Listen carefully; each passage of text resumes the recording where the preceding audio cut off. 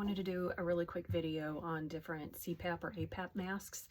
I hear in my chair all the time people that clearly, from my observations, would have sleep apnea. And so I pointed out, and they're like, yeah, I probably have it, or I know I have it, but there's no way I can wear a CPAP machine. And I know, first of all, I want to give credit to my husband, who's been in our PSGT, anyway, sleep tech for about 20 years now, and I've learned a huge amount from him, and he also supplies me with what I need. So a lot of people, when they think they're wearing a CPAP machine, they're thinking they're wearing this, which is pretty invasive, this whole thing like over your head, and this all night, which some people have to do that. And the problem, or one of the bad benefits of this, is when you have this on, you have to go to the bathroom, then you have to take all this off, or my husband says you can disconnect the hose, maybe right here, but that's not very easy. Anyway, disconnect that, go to the bathroom.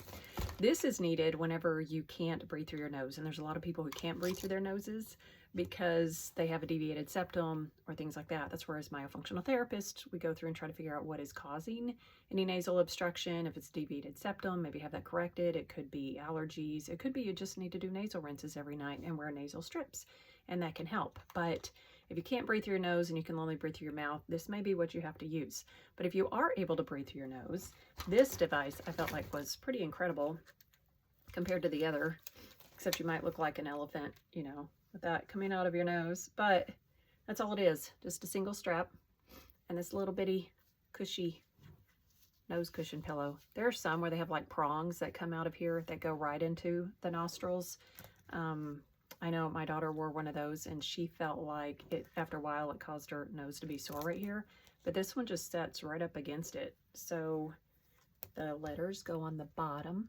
This one specifically is a ResMed. It's called an N30, I think it's an AirFit. N30 AirFit. Yeah, mask, ResMed. Different brands have different kinds that are similar to this. But you just slide this over your head and this just goes right on your nose and hooks. So it's really soft too. This area is really soft. So it actually isn't uncomfortable, and it's, if you have to go to the bathroom, you just take it off, lay it down, put it back on, go to the restroom. It's pretty easy. I will say you have to be able to breathe through your nose if you use this and not breathe through your mouth. When I've just played around with it, I had air coming out of my mouth, because when you open, this is forcing the air in, and when it's forcing the air in, if you're opening your mouth, it's going out your mouth because it's trying to find the path of least resistance. And so my mouth doesn't naturally stay closed. I think it's because I have a very high arched palate.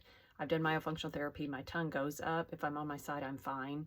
But there are times where my tongue just drops and my mouth opens because my palate is too high arched and narrow, because I had 4 teeth pulled and braces brought in rather than expanding my palate, which is what should have happened.